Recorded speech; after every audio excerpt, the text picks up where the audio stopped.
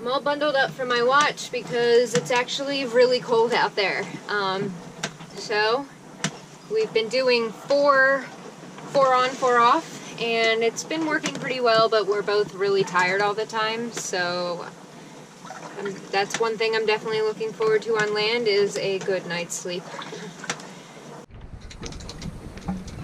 Yesterday we were sailing along super fast. Our average speed was 5.6 all day long. Like, it was amazing. And then on my watch, the wind just completely went away.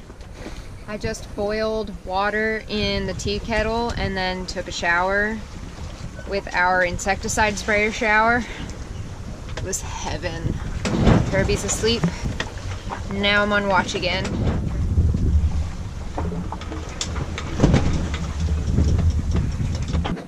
We found that, for us at least, when we're cruising, it's very easy to neglect simple things that need to be done, like changing bed sheets, for example.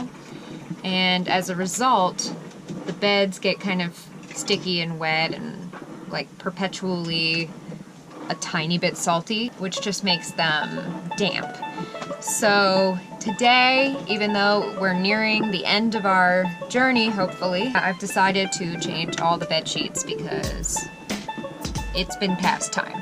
We've been sleeping in both the quarter berth and the V berth kind of intermittently because the weather's been very different from day to day. So if the seas are not too rough, the V berth is by far more comfortable than the quarter berth. But if the seas are really rough, there's no substitute for the quarter berth. It like keeps you in there against a wall like a cave, and you're much more comfortable. So as a result, both beds got kind of gross. We finally made it to our waypoint up north. So now we are at 40 degrees and 30 minutes north, which translates into 40.5 degrees north. So now we're gonna turn and go due east. So the winds right now are out of the west, and going north is great because we have the main and the jib. In synchrony, they carry us very well side to the wind, but now we need to go downwind. And when the wind picks up, the main's so big, it actually forces the boat upwind. So what we're gonna do is we're gonna drop the main and put up the trysail because it's a small sail, so it won't turn us that much, but it's still a sail, so it gives us some push. So we're gonna have our jib, our staysail, and our trysail. Go on a straight line, straight for Horta.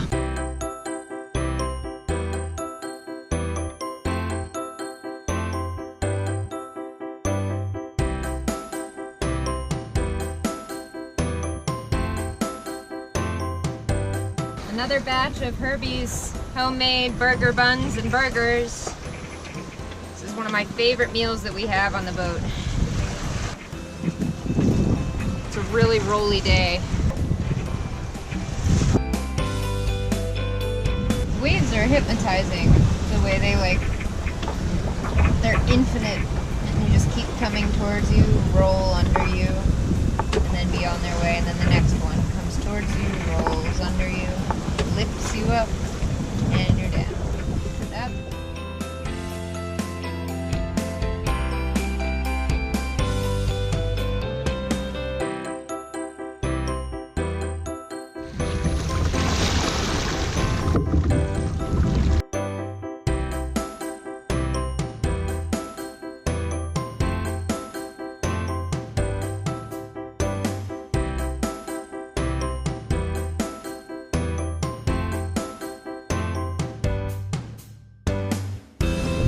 One of the best things I don't like just ever are the sunsets.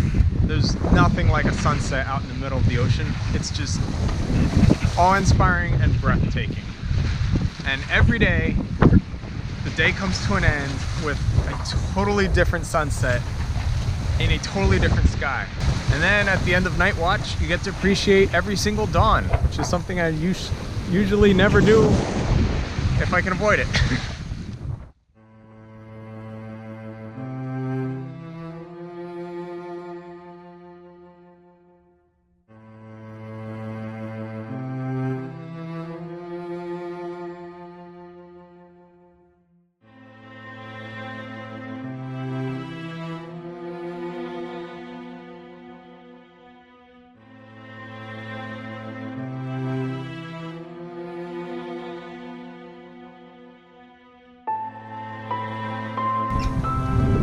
that is a perfect example of why it's so important to always be clipped in.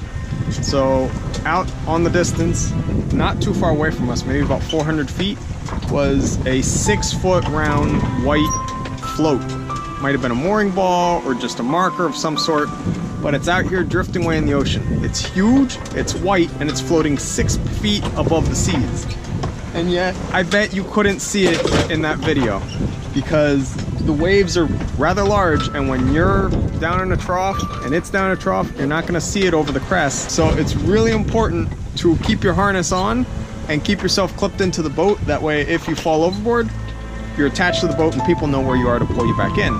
If you're floating out here and your head's sticking out maybe 6 inches from the water, they're not gonna see you. Be safe.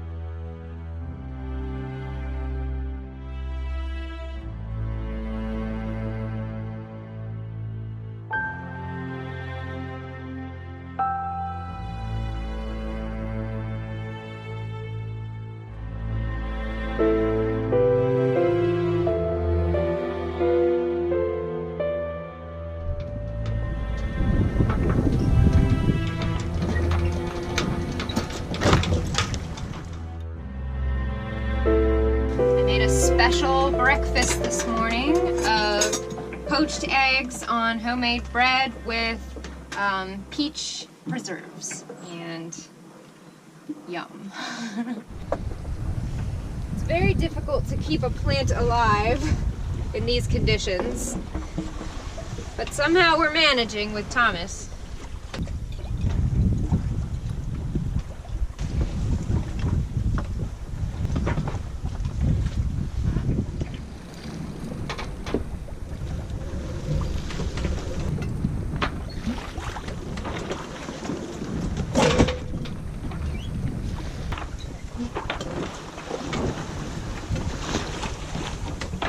As a standard safety procedure, we check the bilge pretty regularly, and over time we've been getting more and more water in the bilge between each check.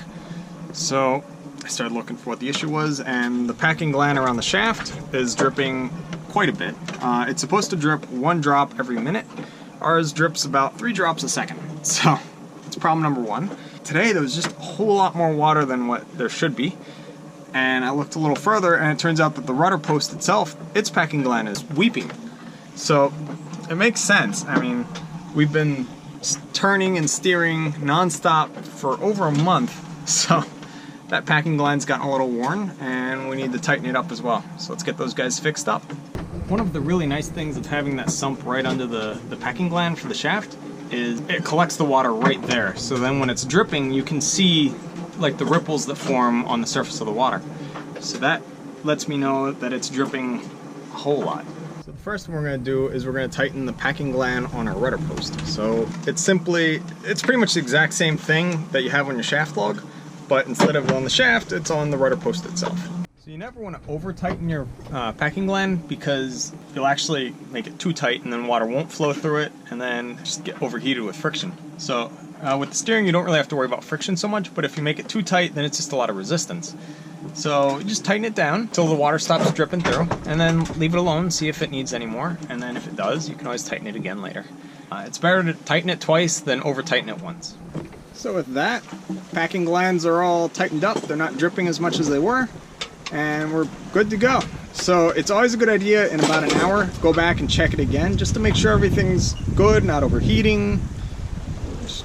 It's a good practice, especially out here.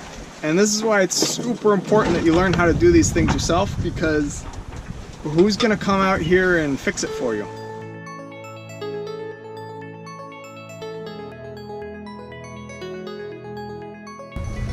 Quick, easy meal at sea, pesto pasta with pre-made pesto sauce.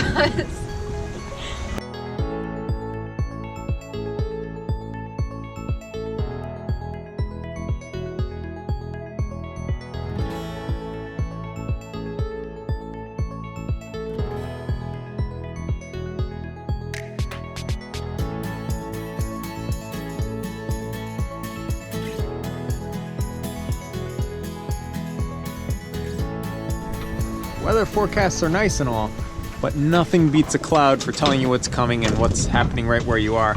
So right here, these horizontal striations, that is classic of an approaching low pressure. And the horizontal part is perpendicular to the center of the low. So you can see all those lines running this way. And if we look and follow them, there's the low pressure. And then to confirm it even further, the wind is coming from this way. And 90 degrees to it, you have the low. So whenever you want to know where the center of a low pressure is, you face directly into the wind, hold out your right arm and point. And your right arm is going to be pointing directly at the center of the low. So in this case, when we do that, it also confirms that this cloud is pointing perpendicular straight into the middle of the low pressure system. So we'll just get the sails ready for it. Now the nice thing with low pressures is they come in slow and gradual. So you don't have to reef down in anticipation for it. Just ride it as the wind starts building, then go reefing down appropriately. With the cold front, they come in fast and hard, so it's all nice and calm, and then they just smash into you. So those you reef down way ahead. Now the really, really nice thing with a low pressure system is they always rotate counterclockwise. So I've been watching this guy with the compass to see which way he's going. He's heading north. So we're gonna stay to the south side of him, and then as he goes by, we'll get a nice push and it'll be downwind sailing as we approach into the Azores. We're making our final approach here. So there's a point that we're going to be turning at, and it's 40 degrees north with 30 minutes and 32 degrees west. That's kind of our turning point. When we hit that point, we're then going to turn, and if we can make it with daylight, we're going to go between Corvo and Flores, and that way we can see these gorgeous islands. It's about a 10-mile gap between them, so it'd be kind of tight to do that by night.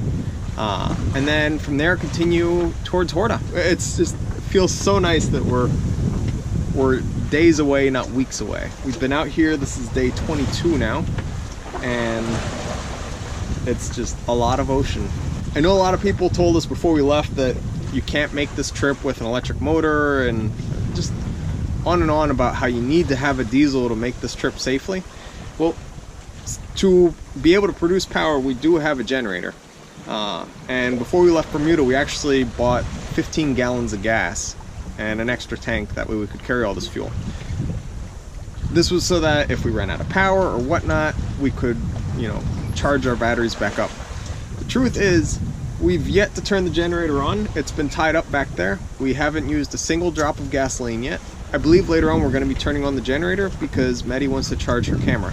That way when we're passing by Corvo and Flores, she can get some really pretty pictures. But that's it. Like, you don't need a diesel engine to charge a camera battery. I know a lot of people have said that it's not safe and just all these ludicrous reasons. But it's not true. Like, we are crossing the ocean. We're 200 miles from the Azores, and we've sailed over 6,000 miles to get to this point, all with an electric motor. I'm really quite proud of what we're doing here. It may be taking us a super long time, but we knew that would be the case, and we weren't trying to win any races, so the fact that we have almost made it to our mark without turning on an engine or a motor, I think that's pretty cool, and I think that it's something that not very many people do or experience nowadays. So it kind of makes me feel more accomplished in what we've done, and it also makes me feel more connected to those people in history that sailed across the ocean before motors were a thing. I think it's a special thing, and I feel proud. I think we're doing something really cool here. This is our latest loaf, and it's amazing. It's huge, and it smells awesome. There's nothing like warm, newly baked fresh bread. Yeah, if there's a skill you need to learn after you know how to sail and navigate, bread baking. Today, we're going to make cheesy chicken. It's something I just came up with. And it's gonna be chicken, like barbecue chicken that's grilled, and then smothered in pepper jack cheese. So, it should be delicious.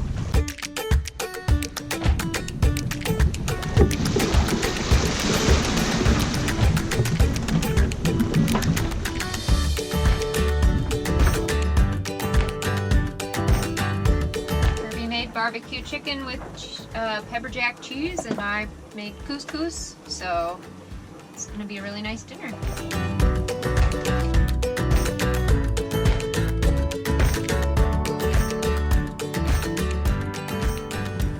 We have finally reached the point where we can turn south towards the islands. We have officially made it to the Azores. When we left Florida, we had 2,700 miles to go. When we left Bermuda, we had 1,800 and change to go.